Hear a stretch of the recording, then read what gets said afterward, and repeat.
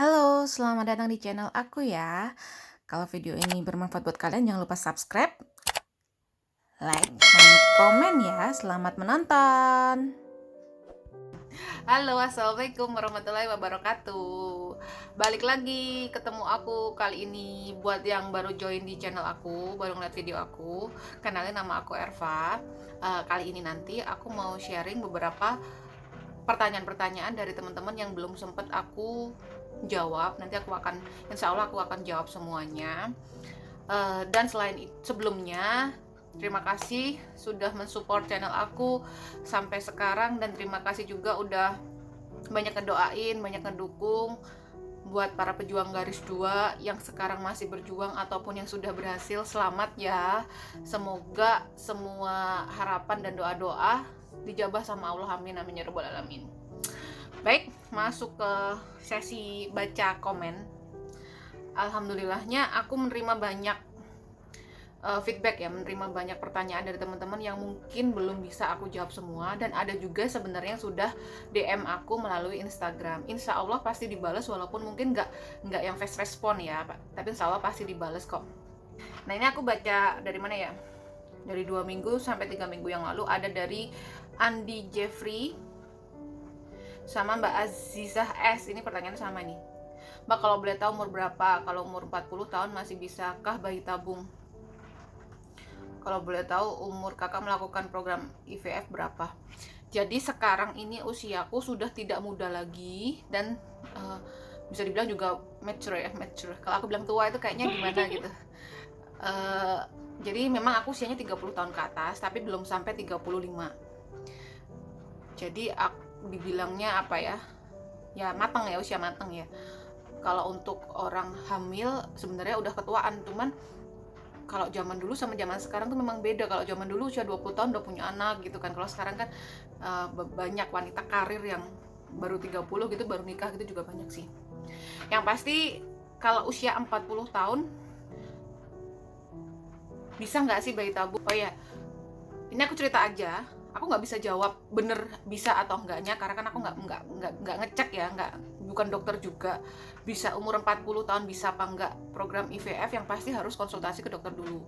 Yang pertama itu. Yang kedua, aku itu usianya di bawah 35 tahun, tapi reproduksi kewanitaanku tuh seperti usia 40. Kenapa? Karena hormonku tuh nggak terlalu bagus, terus reproduksiku yang aku bilang di video sebelumnya, AMH ku tuh rendah, yang ngebuat reproduksinya seperti usia sekitar 40 tahunan. Dan dari situ aku mikir berarti kemungkinan ketika usia 40 tahun baru mulai program bayi tabung, namun kondisi reproduksinya masih bagus, insya Allah tetap bisa dilakukan program bayi tabung. Cuman balik lagi, semuanya tergantung dari hasil tes-tesnya, jadi nggak bisa ditentuin umur sekian-sekian tuh udah nggak bisa gitu. Aku nggak bisa nentuin seperti itu. Oke, semoga membantu ya.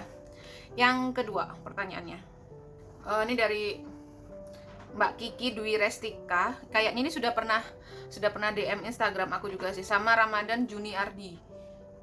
Ini pertanyaannya hampir sama, aku bacain ya. Yang Mbak Kikinya, Masya Allah, selamat ya Mbak, semoga selalu sehat sampai nanti lahiran. Mbak, tolong buat tips persiapan FET ya buat kami yang masih berjuang. Sama Ramadan Junior itu, sebelum tindakan FET persiapan kakak seperti apa? Kalau nggak salah Mbak Kiki itu udah pernah DM juga di Instagram aku, dan udah aku balas beberapa pertanyaannya. Dan informasinya kalau nggak salah dia juga ini proses FET, dan ini belum ada, aku nggak tahu kabarnya lagi karena beliau belum ngabarin aku gimana hasilnya, dan aku sih bisa ngedoain semoga hasilnya baik ya Mbak Kiki. Ini aku jawab pertanyaannya dari yang mewakili Mbak Kiki sama Mas Ramadan Juniardi ya. Kemarin itu kan aku dari awal pengambilan embrio sampai akan menjelang FET itu kan ditunda sampai berapa ya, 4 bulan atau 5 bulan gitu ya, karena suatu hal yang kemarin sudah aku jelasin. Dari range waktu tersebut, karena di awal yang rahimku nggak bagus dan sebagainya, aku tuh persiapannya itu cuma satu, aku mencoba hidup lebih sehat, nggak pakai berusaha nggak menghindari micin atau jajan di luar, jadi sebisa mungkin masak sendiri, terus olahraga setiap hari. Jadi walaupun cuma setengah jam sampai 45 menit aku selalu olahraga, walaupun cuma jalan-jalan aja. Pokoknya yang berkeringat gitu, yang jalan-jalan ringan gitu. Jadi melakukan kegiatan bergerak. Ya itu udah aku anggap olahraga sih. Yang sebelumnya mager, aku mencoba gerak. Pada saat itu aku beratku sampai turun 5 kilo. Walaupun sekarang udah naik lagi 5 kilo. Yang pasti persiapan FET ku aku nggak ada persiapan khusus, cuman banyakin makan sayur, banyakin makan buah, dan mengurangi jajan atau makanan di luar. Seperti itu. Jadi nggak ada trik dan tips khusus ya. Jadi cuman pola hidup sehat, tidurnya nggak begadang, tidur cepet jam 9 itu udah tidur, dan banyak berdoa. Oh ya, kalau yang ini buat yang agama muslim ya, aku sih bukannya riak ya, atau bukan pamer aku ngelakuin ibadah apa aja. Aku pernah lihat di YouTube, pernah baca juga, coba mulai sedekah subuh untuk memperlancarkan segala urusan dan rezeki kita, Kak. Jadi aku pernah lihat video YouTube-nya siapa, aku lupa ustadz siapa itu. Sedekah subuh itu walaupun mungkin nggak banyak, mungkin 1000, 2000 atau mungkin berapa semampu kita, tapi rutin dilakukan setiap habis sholat subuh, insya Allah doa-doa atau keinginan kita tuh dijabah sama Allah. Itu salah satu yang aku lakuin selain pola hidup sehat dan sebagainya ya. Ini bukan pamer atau bukan riak ya, niatnya nggak ada seperti itu ya, cuman sharing aja. Itu next selanjutnya. Oh ya, ini dari Mbak Tati Purwanti, udah 2 minggu yang lalu. Mbak, sama dokter siapa? Kalau kebetulan buat Mbak Tati, aku itu kan di rumah sakit Verina itu klinik ya, jadi kayak bukan klinik sih, kayak ada tim dokter yang menangani. Jadi di situ tuh, bagi yang belum tahu, di situ tuh kayak khusus buat banyak apa ya, yang jelasinnya ya. Di situ tuh di rumah sakit RSI Verina itu pelayanannya tuh lebih cenderung ke kehamilan ibu dan anak. Jadi karena aku pernah ngeliat itu ada vaksin buat anak, bukan vaksin COVID ya, vaksin buat bayi gitu loh, sama buat konsultasi ibu-ibu terkait masalah fertilitas ataupun masalah kandungan. Jadi di situ tuh ada dokter spesialis seperti dokter Auki. Dokter Auki itu memang yang kayaknya yang punya yayasan RSI Verina itu, sama juga menaungi banyak dokter di situ. Jadi ketika datang ke situ, misalnya datang hari Senin ke bagian dokter Auki, belum tentu nanti datang di hari berikutnya dokternya sama. Jadi tergantung kita datangnya di sana hari apa. Jadi di dokter situ tuh ada shiftnya dan ada jadwalnya ya. Pasti kalau mau jadwal kompletnya itu mungkin bisa tanya di bagian resepsionis.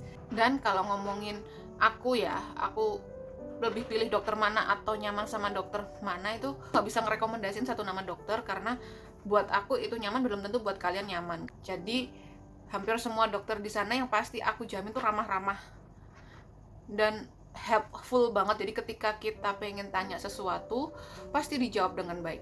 Jadi kita aja yang dari rumah siapin pertanyaan pengen tanya apa gitu. Jadi balik lagi, dokternya aku udah pernah ke dokter Auki, udah pernah ke dokter Ason, dokter Sony, dokter Mona, dokter Hamdani. Pokoknya karena itu tadi, setiap aku datang jadwalnya kan nggak tentu, karena yang nentuin aku datang ke rumah sakit itu jadwalnya kan sudah ada. Jadi tiap berapa hari sekali harus kontrol, itu sudah ada gitu. Jadi dokternya banyak ya. Bisa dimengerti nggak sih? Aku kok bingung jelasinnya. Oke, next pertanyaan berikutnya. Apa lagi ya? Kayaknya udah semua deh. Ini dari Mbak Nancy Toatmaja. Halo, salam kenal Kak Erva. Saya sudah 3 kali konsul ke dokter Auki di RSI Verina tapi belum ada hasil. Kak, saya mau tanya gimana caranya tahu ada penyumbapan atau tidak pada saluran tuba HSG ya? Itu direkom dokter atau gimana ya? Soalnya sementara ini saya belum pernah disuruh cek itu sama dokter. Mbak Nancy, kebetulan aku tuh cek HSG ya. HSG itu dulu sebelum aku memutuskan program bayi tabung. Kalau aku nggak tahu Mbak Nancy itu konsultasi itu udah mengarah atau memutuskan untuk program bayi tabung atau belum, aku nggak tahu. Yang pasti aku dulu waktu di Madiun, kebetulan kan aku dari Madiun, di dokter sini itu kan aku tuh sempat disaranin untuk bayi tabung. Cuman untuk memastikan aku bisa nggak hamil normal, aku disuruh tes HSG. Jadi untuk menentukan yang rekomen tuh malah sebelum aku disuruh program bayi tabung. Jadi ketika sudah bayi tabung, ketika memang Mbak Nancy memutuskan untuk program bayi tabung, udah nggak perlu HSG lagi, karena kan bayi tabung tuh di luar ya, ditabung ya untuk pembuahannya, jadi udah nggak lewat saluran tuba. Karena HSG itu untuk mengetahui saluran tuba kita bagus apa enggak, setahu aku seperti itu. Semoga menjawab pertanyaannya Mbak Nancy ya. Ini dari Mbak Yeni Utami. Apa selama IVF harus bed rest total atau nggak boleh kerja? Jadi Mbak Yeni, kalau aku pribadi ya, aku kan sudah 2 kali program bayi tabung. Yang pertama itu di tahun 2019. Di 2019 itu belum ada namanya COVID. Jadi dari awal aku mulai program itu aku sudah ngekos di Surabaya karena posisinya aku bukan orang Surabaya. Nah, karena aku di kos, otomatis aku nggak kerja. Jadi bukan karena aku nggak bisa kerja atau disuruh bed rest. Aku mulai bed rest itu setelah ditanam embrionya. Itu bed rest sekitar 3 minggu, 2 minggu atau 3 minggu seperti itu. Itu yang nggak boleh melakukan kegiatan yang berat. Tapi untuk beraktivitas ringan kayaknya masih boleh. Jadi aku enggak yang benar-benar kaku di tempat tidur gitu, enggak, tapi masih keluar juga, tapi ya sekitaran rumah aja, nggak kemana-mana. Jadi kalau mau ke kamar mandi, mungkin mau sholat atau mungkin mau makan gitu doang, aku masih di rumah. Tapi memang aku udah nggak kerja setelah embrio transfer. Tapi dari awal aku melakukan suntik, karena balik lagi tadi, karena di 2019 itu nggak ada COVID, jadi aku udah mulai kos di sana. Jadi aku tuh cuti hampir 2 bulan waktu itu, karena aku nggak di sana. Memang ada bidan sendiri yang suster sendiri yang setiap hari nyuntikin obat penguat ataupun pembesar sel telur. Nah, selama pandemi ini, karena sudah ada COVID sama di sana itu, di rumah sakit itu disaranin buat nyuntik sendiri di rumah. Jadi selama masih disuntik, aku belum disuruh bed rest, aku tetap beraktivitas seperti biasa. Jadi aku tetap kerja, ya cuman disarankan sih tidak terlalu capek ya. Jadi aku menghindari kegiatan kuli ya, yang ngangkut-ngangkut atau apa gitu, enggak. Jadi kerja yang cuma duduk, ngobrol sama orang, seperti itu. Jadi kalau yang sekarang ini, aku yang program bayi tabung yang kedua, Mbak Yeni, aku tuh cuman cuti sekitar ya 3 minggu tadi. Ketika disuruh bed rest tadi, aku baru cuti, izin gitu. Jadi kesimpulannya, kalau aku nangkepnya dari dokter tuh nggak apa-apa. Misalnya di awal tuh masih disuntik, misalnya satu kota sama rumah sakit ya. Jadi nggak apa-apa kalau misalnya mau tetap kerja walaupun sudah disuntik untuk penguat sel telur ataupun pembesar sel telur, itu nggak apa-apa. Tapi disarankan kalau ketika sudah mulai embrio transfer atau FET, itu sudah mulai bed rest ya, itu tadi. Oke, semoga membantu pertanyaannya. Apalagi yang belum ya? Kalau aku ngeliat baca di komen tuh kayaknya banyak juga ya teman-teman yang ngambil di rumah sakit Verina. Mungkin yang daerah, memang kalau daerah Surabaya atau Jawa Timur, yang terdekat kayaknya di Surabaya itu ya, yang di rumah sakit Verina. Sebenarnya kayak di Siloam, Morula itu juga ada. Cuman aku nggak tahu ya, informasinya sih selisih biayanya sih ada. Ini ada Mbak Rian Adriana, susah namanya. Mbak Rian ini, dia sharing pengalaman aku program di Verina ya, better ngekos deket-deket rumah sakit. Bulan Juni 2021 aku dapat yang harga 3 juta di Jalan Sumatera. Tuh, ada yang 3 juta di Jalan Sumatera. Kamarnya bagus banget, lengkap kamar mandi, plus heater, plus TV, kulkas, dan gede banget. Ada dapur di luar. Karena aku kos cuma 2 minggu, dibalikin setengahnya sama pemilik kos. Ada catering juga IEF yang harganya 50.000 sampai 100.000 per hari. Jadi gak usah mikir masak-masak. Keuntungannya kalau kos dekat, kita bisa akupuntur juga di RS Siloam. Jadi kalau tinggalnya jauh, sehari bisa mondar-mandir 3 kali PP. Kalau ngekos sih bisa jalan kaki aja. Jadi memang aku belum pernah merasakan kos di dekat rumah sakit ya. Dekat rumah sakit Verina aku belum pernah. Ini ada sharing dari Mbak Rian. Kayaknya Mbak Rian ini juga udah ngikutin video aku dari lama. Aku pernah beberapa kali baca komennya dia. Kalau masalah harga di dekat rumah sakit, aku tuh nggak tahu pasti ya, karena aku memang belum pernah nyari di sana, nyari di dekat-dekat rumah sakit. Ini dicoba ya, kalau memang mau kos di Jalan Sumatera, dia dapat harga 3 juta tapi bulan Juni. Kemarin bulan Juni, belum tahu yang September atau Oktober ini harganya masih sama apa enggak.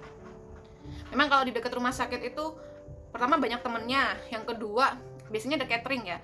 Tapi aku pribadi nggak suka cateringnya. Kenapa? eh, apa ya, monoton gitu loh. Tapi kalau yang memang mau bener-bener pakai catering ya nggak apa-apa sih, bagus sih. Kalau aku bosenan, nggak bisa kalau pakai catering kayak gitu, nggak seneng.